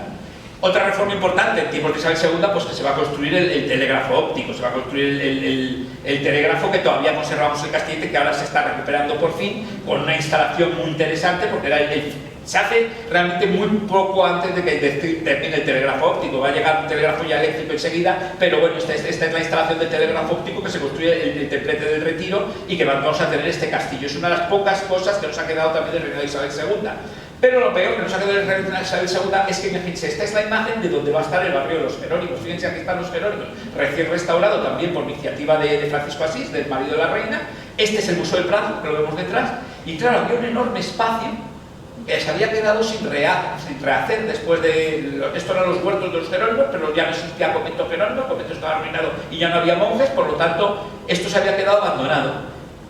Se plantea, la reina llega a probar hacer jardines para unir el Paseo del Prado mediante jardines con el Retiro, y vemos aquí el Casol y todos los jardines que se iban a hacer, pero al final decide la reina que mejor hacer caja, y que si lo vendemos, pues todo mucho mejor. Y entonces decide que se va a hacer el barrio de los Jerónimos, vender todos esos terrenos para construir. Esto es de 1865. Esto es interesante porque es uno de los motivos que acaban generando la revolución de 1868. No es si la venta de los terrenos, sino lo que lo provoca. Se dice que la reina ha tenido un gran rasgo porque dedica parte del dinero que ha obtenido con esta venta al Estado. Y Castelar escribe un artículo diciendo, el rasgo precisamente diciendo que más bien la reina está cogiendo terrenos que son de todos los españoles y se lo está vendiendo para hacer caja y quedarse ya con la pasta. se amonestando, a Castelar le echan de la universidad y el rector de la universidad se niega a dimitir, vamos, le echan también porque le sigue apoyando. Se hace una manifestación y es la noche de San Daniel. Las tropas cargan, matan a un montón de estudiantes y matan incluso a la gente que está manifestándose frente al Ministerio de Gobernación por todo esto, y eso es una de las cosas que va a provocar la desestabilización del final de Isabel II. O sea, la monarquía, realmente lo que ha venido es Amadeo de Saboya. O sea, la monarquía no, la revolución no supone que no haya monarquía, pero el retiro se va a separar de la corona porque va a ser el Parque Madrid, porque en realidad era el parque que llevaban usando los madrileños como tal desde hace mucho tiempo y había que asumirlo. Y todavía se va a plantear, fíjense que este es el Museo del Prado, esos terrenos que todavía no se han vendido, no se han dividido, crear jardines para relacionarlos con el retiro, aunque ya se ha abierto la calle de la Granada, que es la calle Audía de Alfonso XII, se ha abierto esta calle, pero bueno, se va a plantear estos jardines, aunque luego al final pues termina decidiéndose que es el terreno exagero y no real y se va a vender todo. ¿Qué efectos va a tener? Pues mire, el primer efecto es que se va a destruir la Leonera. Porque esta es la calle de Alfonso XII. Estas dos rayas marcan por donde va la calle de Alfonso XII y la Leonera tuvo la desgracia de ser pillada por la calle. Con lo cual, aquí, si miran ustedes el plano del retiro actual, verán que hay una serie de paseos muy raros que llevan a un sitio extraño. Es porque llevan todavía la Leonera, pero la Leonera ya no existe. Entonces se ha quedado un trozo del jardín porque se cortó al tajo y el trozo del jardín que hay ahí es todavía bastante extraño. La Leonera es la primera pérdida y se van a producir fenómenos raros como que al excavar la calle para obtener un buen nivel, pues resulta que el casón se queda en alto. Eso hace que el casón tenga que construirse una escalinata para los actos que se van a celebrar desde entonces, que ahora ya van a ser actos civiles. O sea, el casón se va a seguir usando y va a ser pues un edificio, va a ser una serie de museos sucesivamente. Van a estar bueno, ya habían estado ya el gabinete de máquinas, pero va a estar el gabinete topográfico, va a estar el museo de reproducciones artísticas, hasta que, bueno, lo que os diga, la biblioteca del Museo del Prado. Y va a haber una cosa que podría haber sido muy buena. Este es el proyecto que plantea Ángel Fernández de los Ríos, que es concejal del Ayuntamiento, para el retiro. Él plantea conservar el parque. Fíjense, es muy curioso esto, porque plantea construir 2 manzanas en la torno a la Puerta de Alcalá, que habían cortado un trocito del retiro, porque considera que es raro esa puerta que ha quedado no rodeada de todo de ciudad, sino que parte es ciudad y parte parque. Pero él plantea que el retiro se mantenga en su totalidad. Estos jardines se han hecho también en el reino de Isabel II, esta terraza y tal, y plantea una ampliación inmensa porque todavía no se ha construido el barrio del Retiro. Entonces él plantea que en vez del barrio del Retiro se haga un parque para ampliar el Retiro, para hacer el parque gigantesco, casi lo duplica con este parque al estilo de los parques de la época, que habría sido una ampliación del Retiro. Por supuesto no se va a hacer porque aquí todo lo que no se hace en caja, pues no se hace, pero vamos. El Retiro, las otras reformas, se va a hacer la verja, se van a abrir grandes entradas. El paseo no existía, este paseo de México que hoy nos parece la entrada principal al Retiro, no existía como tal paseo, es una de las grandes entradas. Fíjense que se hace para entrada tan masiva de personas que está totalmente explanada. No solo eso, estas puertas eran para coches y las de los lados para peatones, aunque yo jamás he visto una imagen ni de una carroza ni de un coche en este paseo. Probablemente no se llegó a usar nunca con el destino de que pudiesen entrar los coches. Se va a construir también, bueno, esto es una foto posterior del ajardinamiento. Estos jardines, estas entradas, cuando se consideren exageradas, siguiendo muy bien el lenguaje de la jardinería, esto es un tapiz verde, es una solución de tapiz verde, pues para tienes un paseo demasiado ancho, que ha quedado, pues bueno, planteas una plantación baja con un césped a lo largo de que permite mantener las perspectivas. El Paseo de Reyes le va a pasar lo mismo. El Paseo de Reyes también se va a abrir, está la puerta principal del Retiro que se abre entonces, y esta puerta pues también se va a hacer como un gran paseo que llevaba hasta el lado. También se va a transformar con el tiempo en un tapiz verde. Esta solución era la que había hace unos años que todos hemos conocido y que era más desensata porque no tiene vistas. Una de las cosas que nos explicaron en parterres es que los parterres se hacen siempre hundidos. Los parterres tienen que tener una parte de arriba porque si tú haces que en las plantas hagan dibujos, desde el suelo no lo ves, tienes que verlo desde alto. Entonces los parterres siempre están pegados a las fachadas del palacio para ver los 2 pisos de arriba, o como el parterre en Madrid, hundido con un borde superior para que puedas ver esos dibujos. Claro, si tú estás en llano, haces dibujos, no tiene sentido porque te tomas el trabajo para lo que no va a lucirse. Luego veremos que es uno de los defectos que ha tenido. Se va a hacer, por ejemplo, donde está en la actualidad la Rosaleda, se va a hacer un estanque de patinar. Y este es el estado que tiene el Retiro hacia 1872. Vemos esa solución de, fíjense qué variedad tan enorme de jardinería. Solo hay que ver esta foto, porque tengo la agua por encima y nos damos cuenta que aquí hay un jardín súper simple, prácticamente un bosquete con unos paseos, un modo como las 8 calles de la granja, pues un paseo de una zona que había sido en su día un cazadero de liebres y que por lo tanto pues se había trazado muy sencillo. Aquí hay unos jardines que todavía se conservan hoy día, que tienen también una traza bastante sencilla. Está el parterre. Hay unos jardines más ricos aquí, pero también como una división muy propia de la jardinería francesa. Miren lo que les decía, esto es donde estuvo la Leonera. Y claro, al cortar se ha producido este fenómeno extraño de que aquello nos huella de una jardinería que no tiene sentido, porque además ni siquiera está en una puerta, con lo cual esto se quedó como una manera un poco rara. Se ha abierto el Paseo de México. Fíjense, los jardines de reservado, en cambio, y lo vamos a ver en esta imagen, fíjense qué riqueza de jardines. Qué variedad, cada trozo es un modelo distinto de jardinería. Tenemos algunos elementos, por ejemplo, esto es una noria, que hoy día hay una fuentecita y no se ha excavado. Todavía hay que hacer también la arqueología en el Retiro. Esto es lo que les decía del Florida Park, la casa del contrabandista. Fíjense cómo cada jardín, este ochavo todavía se conserva la traza hoy día, al pie de la montaña artificial, pero vean qué variedad tan enorme de jardines tenía el Retiro. Y hoy día, cuando vamos por el Retiro, no notamos diferencia de la jardinería, solo notamos en los monumentos y en cosas de estas, porque se ha ido unificando. En esta época se va a hacer el paseo de coches. Se plantea el paseo de coches que va a exigir ocupar un trozo del campo grande, que al principio se plantea que vaya pegado a las tapias, fíjate por donde pasaría, entre la montaña artificial y el lago de la caseta del pescador y tal, y que al final se va a trazar en su trazado definitivo, va a venir por aquí rodeando esto y va a hacer todo esto, y aquí es donde ven ustedes que por fin se separa ese estanque donde está hoy día Martínez Campos de la casa del contrabandista. Va a hacer este recorrido para poder salir a la calle de Alcalá. Este es el paseo de coches cuando se construye, que realmente, claro, estaba previsto para eso, para los coches. O sea, bueno, esto es una foto posterior porque ya hay automóviles y que llegó a ser, ya en aquella época, esto. El paseo de coches ha llegado a ser una verdadera autopista, era un espanto que hace unos años se cerró, pero no hace tanto, y en su día se dijo que era imposible y que esto iba a suponer el caos para Madrid cerrar el paseo de coches. Evidentemente no es cierto, los coches siempre se pueden limitar y el Retiro tiene prohibido el tráfico, eso afectaría a muchas de las cosas que vemos hoy día.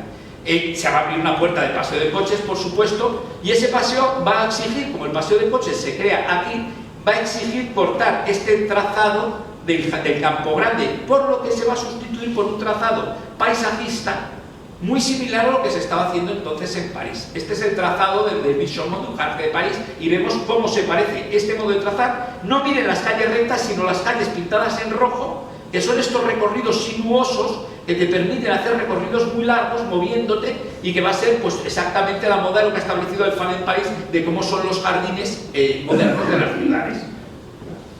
Se va a construir una nueva ría de patinera ahí, se va a construir la cascada que todavía tenemos hoy, la cascada y la gruta, que también está imitando modelos europeos. Fíjate esa gran cascada que en su día luego tuvo un templete, y esto es una cascada en el Bagatelle, dentro del Bois de Boulogne. Y se va a construir donde estaba la ría patinar, como se ha quitado la ría patinar, se va a llevar la estufa que tenía el Marqués de Salamanca, que la había encargado en Londres, y construyen esto, que es el centro de la Rosaleda. La Rosaleda, eso que vemos en el centro, hay un sitio levantado con un estanque, eso es el cimiento de la estufa que desapareció. Cuando se arriba la estufa se deja solo el cimiento. Aquí tenemos un plano ya posterior donde vemos cómo ese jardín ha cambiado por completo. Vemos cómo se sigue conservando esta riqueza, pero cómo vamos teniendo una sucesión de jardines siempre por esas trazas. Vamos a tener elementos pues que ahora, por ejemplo, muy lógicamente se van a marcar los puntos claves del jardín. Esos cruces de esos ejes históricos se van a marcar trasladando monumentos. Se va a coger esta fuente y se va a trasladar al Retiro. La fuente de la Alcachofa se traslada para marcar uno de los puntos. Ahí tenemos el lago. La fuente de los Galápagos, que estaba en la red San Luis, se va a trasladar al Retiro. Y se pone al final del Paseo de México. Fíjense que aquí no está ni la puerta de salida hacia la calle de Alcalá, hacia la Plaza de Independencia. Todavía no se ha construido, está el Paseo de México, pero se va a trasladar. La estatua de Ángel Caído, que ha sido un éxito, esto no se va a trasladar, se va a hacer una fuente proceso por Jareño para marcar otro de los puntos claves de estos ejes que establecen el Retiro. Esto hay que decir, la estatua, por ejemplo, no es del Ayuntamiento de Madrid, es del Museo del Prado. La estatua está cedida por el Museo del Prado, como está cedida la Odyssey del Arte. O sea, son estatuas que no pertenecen al Ayuntamiento, sino que se va a construir dentro de ese campo grande recién trazado, vean todo ese trazado de curvas que se ha hecho, y se va a modificar todo para establecer primero la exposición de minería con el Palacio de Velázquez. Se construye el proceso para esa exposición, y donde también se va a levantar un templete sobre la gruta que hemos visto hace un rato, la gruta del lago. Se va a levantar un templete real, un pabellón del que se ha propuesto también una posible reconstrucción, porque era un elemento importante en el trazado de este jardín. Y llegamos a este momento del Retiro en el que, bueno, pues ya tenemos ahí el Palacio de Velázquez y todos los jardines siguen conservando esa variedad enorme de trazados y de juegos que hacen este jardín. Ven aquí ya la estufa dentro, pero todavía no está hecha la Rosaleda, porque la Rosaleda se va a hacer en 1914. O sea que hay una serie de elementos que van a ir marcando esa estufa, y este círculo va a marcar luego cómo va a ser la Rosaleda. Es como que las huellas previas van generando sucesivas reformas. Se va a construir el Palacio de Cristal y se va a ampliar el lago. El lago era muy pequeñito y ahora el lago se va a hacer grande. El Palacio de Velázquez se va a modificar también la jardinería, y vamos a tener esta jardinería que es casi la actual. Al templete incluso se le va a poner una cupulita. El templete no la tenía al principio y luego le van a poner una cúpula para que cobre más prestancia, el templete sobre el lago. Y tenemos esta jardinería, que esto es más o menos la traza que tenemos actualmente con estos dos grandes recuadros delante del Palacio de Velázquez, que un palacio pues genera también su jardinería propia, mientras que los otros elementos conservan esa jardinería decimonónica. Se va a seguir ampliando al sur las instalaciones científicas, se va a construir la Escuela de Ingenieros de Caminos. Fíjense aquí la acrópolis científica que les decía antes, el observatorio, las ampliaciones del observatorio, la nueva Escuela de Caminos, es toda una zona científica al sur del Retiro, que aquí la tenemos en una foto aérea, vamos viendo todas esas instalaciones científicas y tenemos ya una de las grandes desgracias de Retiro. Uno de los grandes errores fue permitir construir en el Paseo María Cristina. Esa es quizá la decisión peor que se tomó en el Retiro. Esto no formaba parte del Retiro histórico, era el Olivar de Atocha, estaba ligado al Olivar de Atocha, pero el convento de Atocha había sido desamortizado y era del Estado. Perfectamente el Estado podía haberlo unido al Retiro, porque era propiedad estatal. Y sin embargo el Estado lo que hace es ir vendiendo para que se construyan viviendas. No solo eso, construye el cuartel de María Cristina en ese territorio, que aquí tenemos una foto, vemos ya cómo se está trazando, fíjense el final del Retiro, está en la puerta de Mariana Cavia, o sea, estamos en el extremo del final del Retiro, ahí ya está la Rosaleda con la estufa en el centro, y está este cuartel, y tuvimos la desgracia que en su momento, en vez de decir, bueno, pues esto, que sea el Retiro, se construyeron viviendas, el Estado hizo caja de nuevo, y el Retiro siempre se ha cerrado, se ha quedado cerrado prácticamente para siempre hacia el sur, porque es uno de los grandes defectos del parque. Aquí volvemos a tener el paseo y vemos toda esa acrópolis de las ciencias y cómo la construcción de este paseo no solo va a impedir salir al Retiro, sino que va a tapar para siempre esas vistas que hemos visto del observatorio astronómico destacando sobre la ciudad. Todo eso se va a perder para siempre.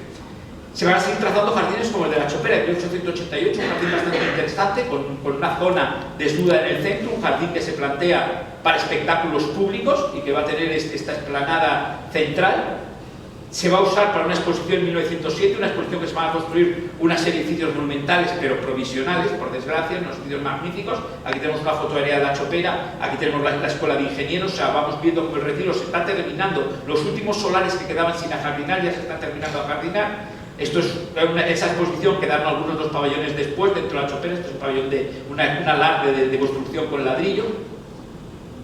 Vemos cómo ya la Chopera se comienza a usar para el deporte. Fíjense qué curioso esta especie de campo deportivo con los edificios todavía provisionales de la exposición. Y que bueno, esta es una foto de 1965 que esta Chopera la hemos conocido todos, con esa explanada en el centro y que era un lugar, pues esto, aquí lo vemos, pues donde estaban las bicicletas en realidad acumuladas. Se va a derribar el embarcadero en 1901 para levantar el monumento a Alfonso XII, otra pieza importante que debería haber generado más piezas importantes porque se planteó un café-restaurante entrando en el lago de un embarcadero que no se llegó a construir, solo se llegó a construir el monumento y el monumento en realidad nunca se terminó. Si miran ustedes toda esta escultura, solo hay 4 y tenía que haber tenido muchas más. En el monumento nunca se pusieron las famas, hay unos elementos que nunca se terminaron, no se pusieron tampoco las farolas, el monumento está incompleto. Y el Retiro pues ya llega realmente prácticamente a nuestra época en la que va a sufrir pequeños cambios. Se van a derribar lo que fueron los jardines de Buen Retiro, el trozo que quedó en Cibeles separado pero que ya no formaba parte del Retiro, era un jardín que para espectáculos y va a construir el final. Eso va a generar un efecto en el Retiro. Al derribarse hay que crear el kiosco de música y teatros, que es lo que tenemos ahora, donde está la Casa de Maca. Todas esas son las construcciones que se hacen para sustituir a los jardines de Buen Retiro, porque los jardines de Buen Retiro funcionaban porque era donde tocaba la orquesta, había kioscos de música y había teatros, y de repente eso se perdió y hubo que meterlo dentro del Retiro.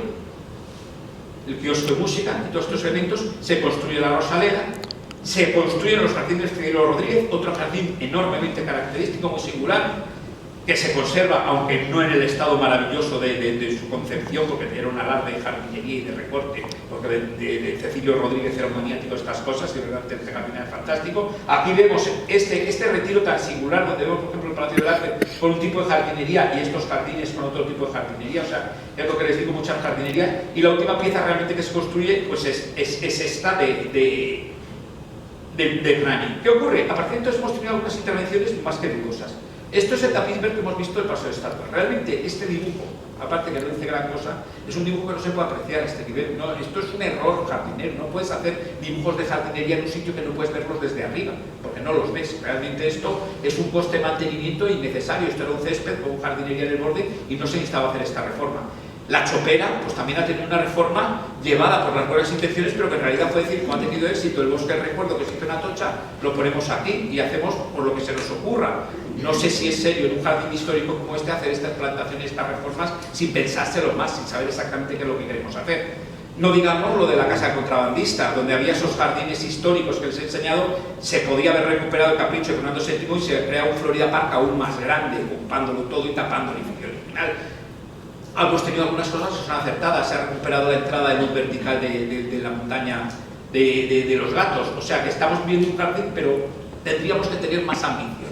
O sea, en Europa sí se están haciendo ambiciosos. Les voy a sacar unas fotos de Versalles donde vemos, fíjense Versalles, la gran diferencia con el Retiro es que la traza es casi idéntica. Esto es una foto aérea moderna y esta es la traza original. Eso sí, también ha tenido pérdidas. Por ejemplo, esto era un lago y ha dejado de ser un lago. Este laberinto se perdió y es un jardín que no tiene nada que ver. Estos jardines también se habían modificado. Pero fíjense en Versalles descubren estos planos, que eran los planos originales de cómo era el jardín del parterre de la Tona, y miren, deciden deshacer lo que había y comienzan a plantar el parterre de la Tona y lo tienen en la actualidad, tal cual fue en tiempos de Felipe IV, de Luis XIV. Es decir, en Versalles sí hay una labor de no solo mantener los edificios, no solo mantener los monumentos, sino recuperar la jardinería. Es uno de los temas que en el Retiro nos hemos perdido. Tenemos un jardín de jardines. Ayer me decían, uno de los grandes valores que tenía para el patrimonio mundial es que es único en Europa porque es el único jardín que existe que se haya hecho a lo largo de tanto tiempo y creando tantas variedades de jardinería. Y eso lo hemos perdido. Sería muy interesante, ya que estamos celebrando el Retiro, celebrar también la recuperación de sus jardines. La jardinería es un arte y debemos recordar que como arte debemos respetarla. De hecho, nosotros desde la asociación en tiempos, pero no hemos tenido capacidad para hacerlo, plantear como un bien de valor inmaterial, un patrimonio inmaterial, declarar las técnicas tradicionales de jardinería. Tenemos a dos jardineros recortando una topiaria en Versalles, fíjense ustedes, con una plantilla y un jardinero va girándola y el otro va cortando para asegurarse que ese seto tiene la forma perfecta. Estas labores, por supuesto, son costosas, pero creo que parte del Retiro, siendo lo que es, bien lo merece siendo patrimonio mundial. Y con esto he terminado y doy paso a este hombre que debe estar acá.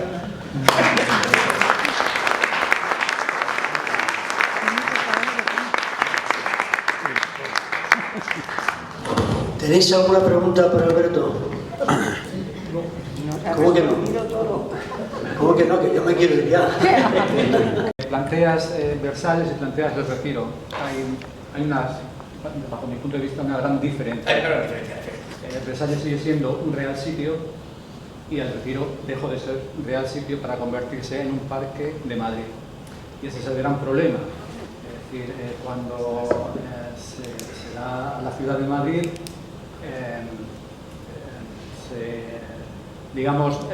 se explota el Retiro. Todos sabéis bien. Creo que de eso va a hablar precisamente Javier. Se explota el Retiro con bares, horchaterías, se vende leña, se vende animales, etcétera, etcétera, y no se tiene conciencia de real sitio. Nadie sabe que esto ha sido un real sitio. Hablamos antes de la educación y de la cultura. Primero había que reivindicar la historia del Retiro para tener conciencia de lo que realmente tenemos. Y tenemos comentario. Sí, realmente Versalles en este momento tiene una presión de público inmensa también porque se transforma en un hito del turismo mundial. Yo cuando estuve en Versalles era una pesadilla, o sea, recuerdo una visita que se me ocurrió, dijimos, oye, el día de las grandes aguas que encienden las fuentes, maldita nuestra idea, un horror, o sea, es que no vimos ninguna fuente, salimos corriendo y dijimos, entra muchedumbre, a ver si ve un chorrito, pues verdad que prefiero verla apagada, o sea, que pasamos por completo, pero es cierto que en efecto Versalles es Versalles y la gente sabe que es un sitio histórico. El Retiro se ha perdido esa conciencia, realmente Versalles también del Estado y es un parque público abierto, pero claro, el Retiro la gente ha olvidado el carácter y sobre todo ha olvidado lo que digo, que tiene historia, que tiene jardinería, que tiene elementos, o sea que este parque, que no estamos hablando de una zona verde recreo en Madrid, no, esto no es el Parque Berlín, este es un parque con mucha historia, con mucha huella y mucho pasado. Y ese pasado, por estas charlas, precisamente lo que pretendemos también siempre es hacer conocer a la gente ese pasado y hacer que lo que tenemos es mucho más valioso de lo que creemos y que por lo tanto el único modo de recuperarlo y apreciarlo es comenzar por saberlo. Claro. Te voy a poner otro ejemplo. ¿Qué pasa? Que hoy nos sigue pasando, pero nos sigue pasando a todos los que utilizamos el Retiro, ¿eh? Ojo, que cuando venimos 1,5 millones en 4 días, en una semana, a la feria, tener aquí la feria del libro, y somos nosotros los que cuando venimos y mal utilizamos el Retiro, nos lo estamos y no tenemos, como tú dices, ninguna conciencia, y estoy de acuerdo con él y contigo, en que aquí nadie piensa que esto es un monumento. Y nadie entra en la catedral de Burgos y saca su mantel y se sienta con la cesta y se pone a comer. Y aquí sí lo hacemos. Y nadie piensa que esa pradera donde te sientas, pues resulta que cuesta un montón mantenerla, para que siga teniendo esa idea que tenía antes. Yo no digo que a lo mejor no se usen las praderas, pero que todo hay que hacerlo de una manera racionada y racional y con unos criterios, que son los que parece faltar y son los que parece. Tú dices, hay que reconstruir todo, pues como nos pongamos a reconstruir todo lo que había en el retiro. No, por Dios. A la vuelta de la esquina, has dicho unas cosas, pero tú dices unas, yo podría decir otras, entonces, sí. Yo no digo que las tuyas no estén bien, y las mías tampoco. Pero, no, sí, pero eso, mira, yo me acuerdo... Sigo a los políticos de la enorme... No, si usted está dentro de los políticos, pero yo recuerdo cuando estábamos con la política de los cierres de cines y nos decían, si la gente no va al cine es un problema, digo, es que si no va la gente al cine también es un problema vuestro, porque no habéis educado para que vayan al cine. En Francia les educa para que vayan al cine y por eso los cines se conservan. Entonces, esto forma parte de todo. Claro, yo entiendo que lo usamos así, pero si nadie nos educa que esto tiene un valor, no podemos valorarlo. ¿Qué ocurre en la granja? En la granja tú pisas el césped y oyes ¡pi! Inmediatamente hay un señor pitándote porque no puedes pisar el césped. Claro, aquí había guardias y desaparecieron. Aquí se van tolerando cosas que no se habían tolerado nunca. Y aquí parece que incluso se favorecen esas cosas. Yo recuerdo un retiro, por ejemplo, con muchas más espesuras, que como lo que se trata es de ir haciendo control sin poner guardias, pues para quitar espesuras. En tiempos tú no veías el monumento de Galdós desde Campo Amor, ahora los ves y dices, vamos a ver estos. Cada uno tenía su propio entorno que se los cerraba. Y claro, eso se va eliminando pues para facilitar ese mantenimiento mínimo. Claro, ahí sí hay una labor, por supuesto, hay una labor de educación. Yo no creo que haya que reconstruir todo. Yo creo que lo que tenemos es que plantearnos, sobre todo en la jardinería, plantearnos un criterio que no ha habido de reconstruir jardinería. Ha habido un criterio de, pues abrimos la montaña social y, por ejemplo, se ha hecho bien, ya digo, no se ha reconstruido el templete. Ese templete, aparte que era espantoso, pero ese templete, bueno, se ha hecho esta entrada de luz, bueno, pues eso está bien, recuperar la entrada de luz y hacer soluciones. Quiero decir que tienes que plantearte en cada cosa lo que se puede recuperar, lo que no se puede recuperar. Cosas como la fuente egipcia, pues es tan sencillo, sabiendo por la estatua y viendo la réplica de la estatua, vamos, el original, del que se sacó la réplica que fue allí, pues parece lógico que eso se pueda reponer. Otras cosas habría que verlas, pero sobre todo habría que planteárselas. Porque el problema es que me da la impresión de que no hay todavía ni el planteamiento por parte de la administración de decir, bueno, tenemos esto, y por ejemplo no hay el planteamiento de que la jardinería en sí es un arte y no consiste solo en plantar árboles y tener césped y que los planto, de repente te dicen, pues no sé, el monumento a Codorníu, plantamos muchos para ver cuál sobrevivía, luego ya veremos cuál quita, pero ¿qué criterio de jardinería es ese? O este olivo de repente que trae el olivo centenario y dices, vamos a ver, ese olivo, el planteamiento era que si iba cada ayuntamiento plantase un árbol nuevo para generar nuevos árboles. Si tú coges un olivo centenario y lo trasladas de otro sitio, no solo no has plantado nada, le has hecho la puñeta al pobre olivo que estaría en su sitio tan a gusto y encima que has obtenido, presumir de que tienes el árbol más viejo y más gordo, si no se trataba de eso, si se trataba de poner un nuevo árbol. Quiero decir que yo creo que ahí hay algo que reivindicar. Hay un plan director del arbolado del Retiro. Entonces se hace el seguimiento de los árboles, se le ve su estado fitosanitario y bueno, en principio tenemos unos 17.000 árboles con un inventario bastante importante y un seguimiento importante. Sí es verdad que tenemos 164 especies, o sea que el Retiro es un jardín botánico. Otra cosa es que se están introduciendo especies que con el cambio climático pues se están perdiendo. Por ejemplo, los olmos, pues sabéis que ha tenido la grafiosis y aunque se han puesto algunos resistentes a la grafiosis, están desapareciendo de toda Europa. Entonces están metiendo especies como el ginkgo biloba, que sabéis que está teniendo un éxito grandísimo. Dices, pero bueno, un ginkgo biloba, una cosa de Japón, China, aquí en el Retiro. Bueno, pues es a lo que estamos cambiando las especies porque el cambio climático desgraciadamente nos está presionando.